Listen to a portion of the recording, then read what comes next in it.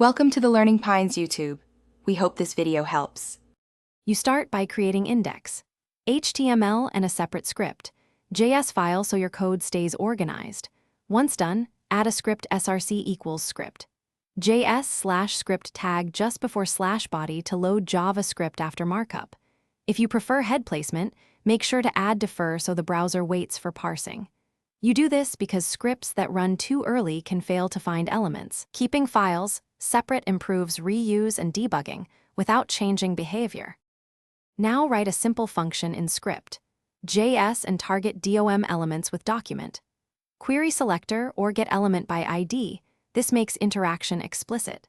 Then attach event listeners like add event listener, click handler, so you react to user actions without inline attributes. Make sure to use const and let to scope variables and group related logic into functions.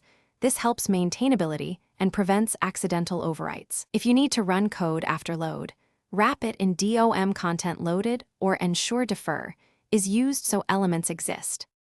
Finish by testing in the browser, open DevTools and watch the console for errors and informative console. Log messages. Once you see the expected behavior, validate the network tab to confirm script. JS loaded with a 200 response. If it didn't, recheck the path. If events don't fire, make sure element selectors match and that your script runs after DOM is ready. A key troubleshooting tip: if nothing works, verify the script path and spelling. Typos are the most frequent culprit. Thanks for watching. Consider subscribing if we helped you.